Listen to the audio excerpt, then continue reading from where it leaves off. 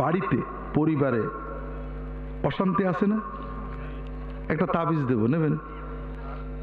এই দেখ, ফুরফুরার পীর সাহেবের জামাই, মক্কা মদিনায় এত বছর থেকে আসলাম, একটা তাবিজ দেব, নেবেন?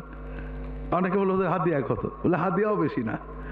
বাজারে যেয়ে একটা কোরআন শরীফ কিনবেন, সম্ভব হলে তরজমা তফসির সহ, তফসির তাওজিহুল কোরআন তকি উসমানী সাহেবের, তফসির মাআরিফুল কোরআন, অথবা তফসির বায়ানুল কোরআন, অথবা যে কোনো ইসলামী ফাউন্ডেশন ভালো ভালো আলেমের, নির্ভরযোগ্য আলেমের একটা তফসির কিনবেন। ছোট তফসির হলে ভালো হয়, বড় হলে ব্যাখ্যা অনেক বেশি হয়ে যায়।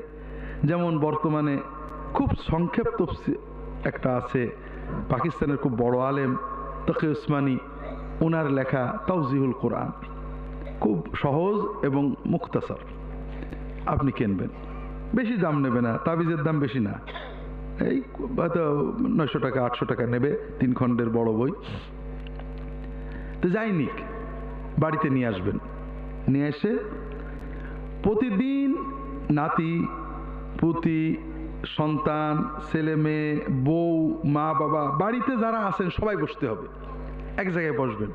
10 থেকে 20 মিনিট আপনি সম্ভব হলে 10টা আয়াত পড়বেন, কোরআনের 10টা আয়াত একজন পড়বে যে পারে, যদি না পারে আস্তে শিখতে হবে। 10টা আয়াতের তর্জমা পড়বেন, প্রত্যেকেই তর্জমাটা একটু, এই তর্জমা শুনে তুমি কি বুঝলে, তোমার মনে কেমন তাসির হলো। এই 10 মিনিট 15 মিনিট 20 মিনিট কোরআন পড়বেন। আল্লাহ আমাদের এই কোরআন তেলাওয়াতটা কবুল করে নাও, আর এই কোরআন তেলাওয়াত তর্জমার ওসিলায় আমাদের বিপদ আপদ কাটিয়ে দাও, চলে যাবেন। আপনি 2 মাস আমল করেন, যদি পরিবারের অশান্তি দূর না হয়, তে জিনে দেয় যে আমার ধরে আইনে আমার কাছে কোরআন শরীফের দামটা আদায় করে নিয়ে। ঠিক আছে তো? কথা বোঝেননি?